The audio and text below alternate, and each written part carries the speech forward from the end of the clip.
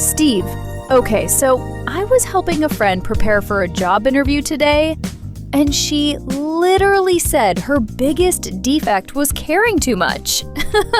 Oh man, she told a fake hiring manager that she had a defect? Yeah, she was just trying to translate the word flaw, but I told her it sounded really weird. Wait, is that wrong to say in an interview? Actually, yes, because in spoken English, we usually only use the word defect for broken products or machines. Definitely not for people. If you have ever frozen up during a job interview and used a completely unnatural word by accident, that is exactly what we are fixing today. We absolutely are. By the way, welcome to Steve and Abby English. I am Steve. And I am Abby.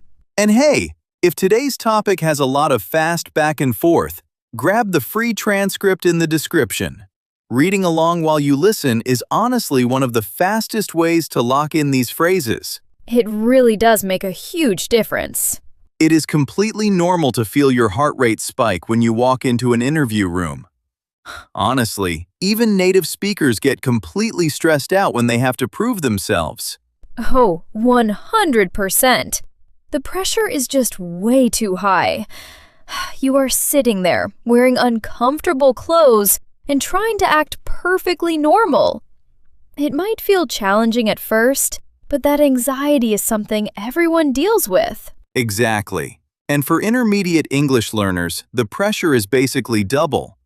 You are trying to remember your professional experience, and you are also trying to translate your thoughts in real time without making mistakes. It is just exhausting. It really is. Most people end up writing out a rigid script for their answers. They memorize every single word so they do not make a mistake. Right, especially for that classic first question, tell me about yourself. But when you memorize a script, you stop sounding like a real human being. You end up sounding like a textbook reading itself. And the moment the interviewer asks a tiny follow-up question, that whole script goes completely out the window. You lose your place, you forget the next sentence, and you start to panic. We want to help you ditch those rigid scripts today. You do not need big, fancy corporate words to sound professional. You just need clear, everyday conversational English to show them who you really are and build a connection. I totally agree. Actually, speaking of panicking and forgetting everything, let us get right into our first real talk. This one is from a total disaster that happened to me a few years ago. So, a few years ago, I was applying for this amazing marketing job. I wanted it so badly because the office was right down the street from my apartment. I spent the entire weekend writing out this perfect, beautiful script for my introduction. I was basically writing a professional movie speech. Oh, I know that feeling so well.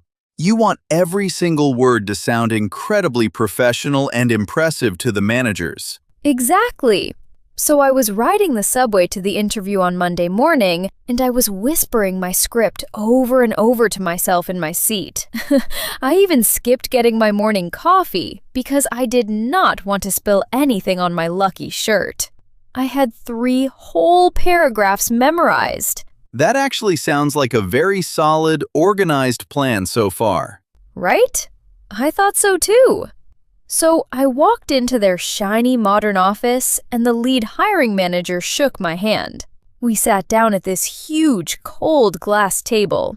The very first thing she smiled and said to me was, "So, Abby, why do you not tell me a little bit about yourself?" The classic opening question. It is going to happen every single time you interview. It really does. But the exact moment she asked me, I lost my mind. My brain just deleted all of my preparation. It was like looking at a blank whiteboard. I could not remember my opening sentence at all. I just sat there in absolute silence for maybe 5 seconds. I completely blanked out. Oh my gosh, 5 seconds of silence in an interview feels like 5 whole hours of torture. What did you even do? Did you just stare at her? Pretty much. I was panicking inside. I knew I had to say something, literally anything at all. So I just opened my mouth, and instead of talking about my expensive marketing degree, I started talking about my brand new kitten that I just adopted. No way. You brought up a baby cat in a professional corporate interview? I really did. And the absolute worst part is, I could not stop talking once I started. I just started to ramble on about how my cat always wakes me up at 5 in the morning. I was telling them his name was Mr. Whiskers and describing his orange fur. That is honestly hilarious. But I do feel so bad for you. It is so easy to just keep talking when you are that nervous. You probably just wanted to fill up the quiet room. Yes, that is exactly it. I was desperately trying to fill the dead air. I even ended up pulling out my phone across the glass table to show her a picture of the cat sleeping. I think I rambled on about his favorite toys for at least 3 full minutes. Please tell me she laughed or at least thought it was a cute story. She smiled politely, but she looked extremely confused. The other managers were just silently writing things down on their clipboards. After I finally stopped talking, she just slowly looked down at my printed resume and said, "Okay, but what about your background in social media?" Damage control. At least she eventually brought you back to the actual job requirements. Barely. I was blushing so hard my face felt like a hot heater. I tried to jump back into my professional script, but my confidence was totally gone. I ended up leaving that office as fast as humanly possible, and I obviously never heard back from that company again. Please do not be hard on yourself. When we get nervous, our brains just naturally want to talk about safe, familiar things. But hold on, before we go further, you just used some great words there. Let us get into our real talk breakdown. All right, let us break down some of the everyday vocabulary Abby just used to tell her tragic cat story. First up, she said she completely blanked out when they asked her the first question. Yes, to blank out. This is such a helpful phrasal verb. It simply means to suddenly forget everything. Your brain just becomes completely empty, like a blank piece of paper. It is a very normal human reaction to stress, so please do not feel embarrassed when it happens to you. Exactly.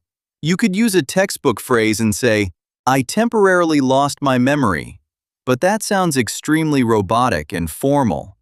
Saying you blanked out feels much more natural and relatable. Everyone in the world understands that terrible feeling of sudden panic. For example, I knew the answer, but I blanked out during the math exam. That is a great example. Or I could say, I was introducing my 2 best friends to each other, and I totally blanked out on one of their names. That happens to me all the time. Oh, that is the worst feeling. Okay, our second phrase from the story is to ramble on. Abby said she started to ramble on about her kitten. Yes, to ramble on means to talk for a very long time without any clear direction or purpose. You are just talking to fill the silence. When we are nervous, we usually ramble on instead of just pausing to take a deep breath. It happens to all of us. Using the phrase ramble on shows that you know you are talking way too much. It is actually a great way to playfully apologize in English. For example, if you are giving a presentation, you can stop and say, "Sorry, I am starting to ramble on. Let me get back to the main point." Oh, that is such a smooth professional trick. Another everyday example would be, my grandfather loves to ramble on about his childhood whenever we visit him. Good one. Now, the third phrase we should look at is dead air. Abby said she was just trying to fill the dead air in the interview room. Dead air is a great casual phrase. It originally comes from radio broadcasting. It means a period of total, uncomfortable silence when someone should be speaking. In an interview, 3 seconds of silence can feel awful, so we try to avoid dead air. Right. Instead of saying an uncomfortable silence, saying dead air sounds much more native and natural. Here is a quick example. The teacher asked the classroom a difficult question, and there was just dead air for a full minute. Or you could say, I am terrible at small talk, so there's always a lot of dead air when I meet new people. I definitely feel that. Okay, now that we have got those words down, let us look at a completely different perspective in real talk too. So, a couple of years ago, I was interviewing for a big operations manager role at a logistics company. I was sitting in my car in the parking lot about 20 minutes before the meeting, and I was actually sweating through my shirt. I was super nervous because I did not have a traditional corporate business background. Very relatable. It is so incredibly intimidating when your resume does not perfectly match the official job description. You feel like an imposter. Exactly. I was just staring at the steering wheel, trying to calm my breathing down. I knew they were going to ask me some difficult, tricky questions about my lack of formal experience. I had to make a serious choice right there in my car. I could either pretend to be perfect and give them fake, robotic answers, or I could just be honest and focus on my actual real-life skills. That is a really tough choice. Fake confidence usually feels much safer in the moment when you are scared. It really does. But I decided to just go with honesty. So I walked into the building, took the elevator up to the top floor, and the interview was going pretty well at first. The senior manager was just asking me standard questions about my daily workflow and how I handle busy holiday schedules. Okay, nice and easy to start with. Just regular small talk to break the ice. Right. But then, about 20 minutes into the meeting, the vibe totally changed. He leaned back in his heavy leather chair, crossed his arms over his chest, and dropped the absolute worst interview question of all time. He looked right at me and asked, "Steve, what is your biggest weakness?" Oh no, I absolutely hate that question so much. It always feels like a massive trap waiting for you to step in it. It is a total trap. If you say you have no weaknesses, you sound incredibly arrogant and blind. But if you share a massive personal flaw, they definitely might not hire you. So many people just try to say something safe and fake like, "My biggest weakness is that I work way too hard." Ugh, yes. Hiring managers can see right through that immediately. It just sounds so completely fake and rehearsed. Exactly. So instead of giving a fake textbook answer, I stayed totally calm. I admitted a real but very small weakness. I told him that I sometimes struggle with delegating tasks to other people because I naturally like to control the project myself. But then, I used that specific moment to smoothly pivot the conversation and talk myself up. Oh, that is a fantastic strategy. Talk yourself up instead of just putting yourself down. How did you actually do it? I explained that because I already know I have that controlling habit, I actively created a highly organized tracking spreadsheet for my entire team. I shifted the focus away from my weakness and confidently highlighted what I bring to the table. I told him my tracking system actually increased our team's daily productivity by 20%. That is brilliant. You showed them a genuine flaw, but then you proved how you actively fixed it in the real world. Exactly. I made sure to emphasize that my ability to build strong, organized systems is the exact specific skill I bring to the table for this new company. You have to be willing to talk yourself up when you know your own value. Absolutely no one else is going to do it for you in that room. That is such a completely different vibe from my total panic attack with the cat pictures. I love how you took control of that situation. But wait, I heard you drop some really interesting phrases there. Time for our second Real Talk breakdown. I love how you took control of that situation. Let us dive right into our second group of vocabulary words. First up, you mentioned that the manager was asking standard questions to break the ice. Yes, to break the ice. This is an incredibly common idiom. It describes the action of making people feel more relaxed and comfortable in a brand new situation. Imagine the tension in the room is like a solid block of ice, and you are just smashing it so everyone can finally breathe. That is such a great visual. A textbook might tell you to say, "We initiated social interaction," but nobody actually talks like that. It sounds way too stiff. Learning these colorful idioms might feel challenging at first, but that is completely normal. Your brain just needs time to adjust to them. Exactly. Do not be hard on yourself at all. Let us look at a real-world example. You could say, "I usually tell a funny joke to break the ice when I meet new neighbors." Oh, I like that one. Or you might say, "The host organized a fun game to break the ice at the dinner party." Perfect. Okay, our second phrase is to talk yourself up. I told the hiring manager that I used my answer to smoothly pivot and talk myself up. To talk yourself up means to confidently highlight your own skills or achievements. We usually do this when we are trying to impress someone. The boring formal version would be, "I promoted my personal competencies." But again, that sounds like a robot. It really does. Talking yourself up can feel very awkward, but it is necessary sometimes. For example, if you are on a first date, you might talk yourself up by mentioning your cooking skills. Definitely. Another everyday example is, "My proud mother always talks me up whenever she meets my friends." That is so sweet. All right, our third and final phrase is to bring to the table. I told the interviewer that my organization skills are exactly what I bring to the table. This is a fantastic business phrase. What you bring to the table means the specific skills, value, or benefits that you offer to a team or a relationship. The formal version is, "I contribute to the organization." But saying bring to the table paints a much warmer picture. For example, you could say, "She brings a lot of creative design experience to the table." Or in a casual situation, "I am terrible at cooking dinner, but I always bring great music to the table."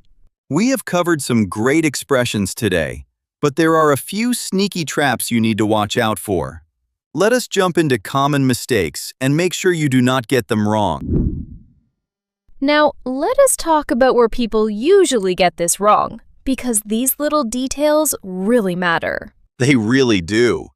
Let us look at our first major trap. In the beginning of the show, Abby mentioned her friend said, "My biggest defect is caring too much." Please do not use the word defect to describe yourself. Yes, that is the trap. The fix is to say, "My biggest weakness," or "my biggest flaw." The reason why is simple.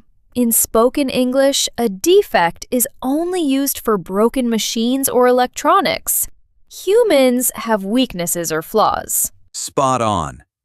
Our second common mistake involves the phrasal verb ramble on. The trap here is saying something like, "I was rambling on my new cat."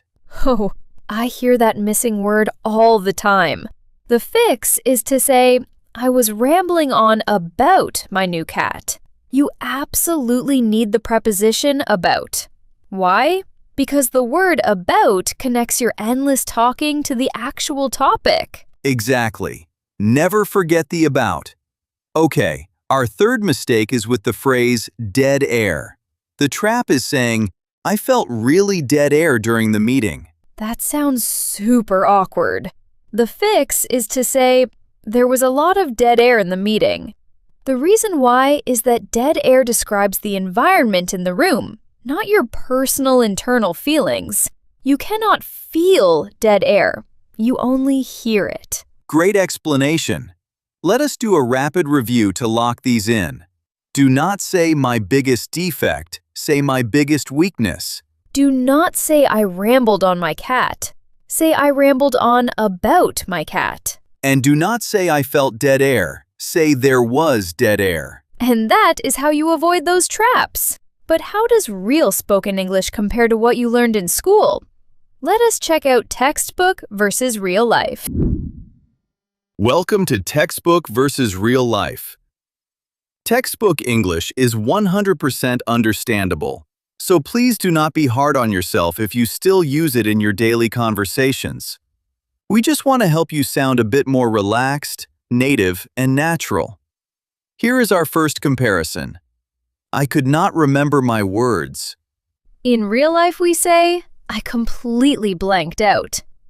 Blanked out gives a much stronger feeling of sudden, unexpected panic in a stressful situation. Number 2. The meeting room was very quiet.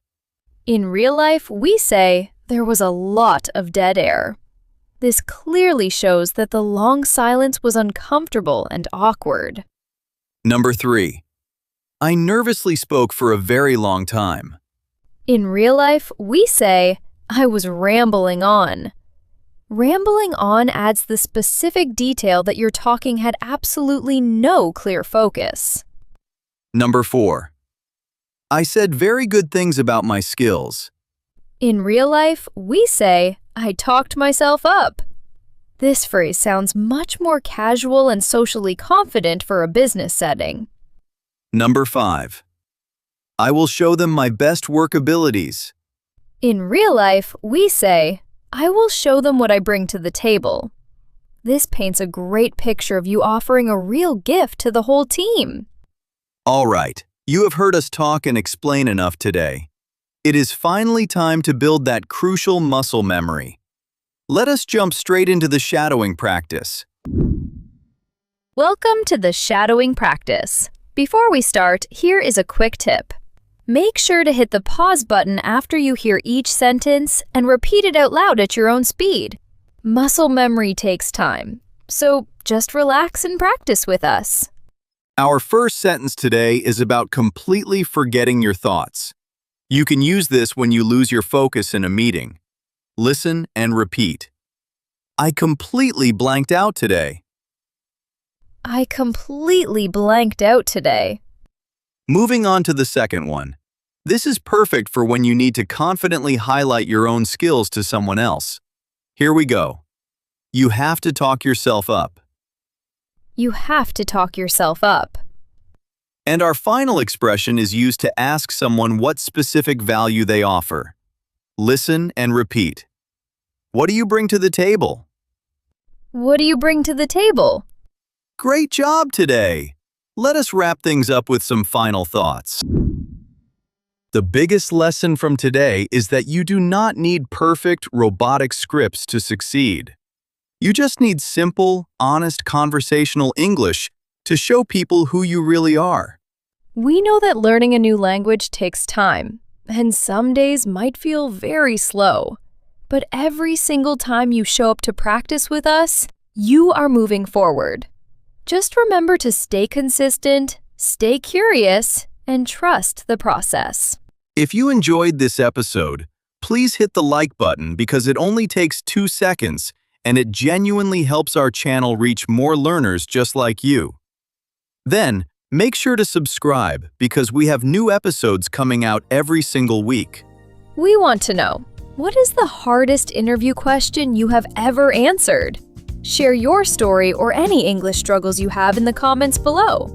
Thank you so much for spending your time with us today. Click on the next video on your screen to keep leveling up your English.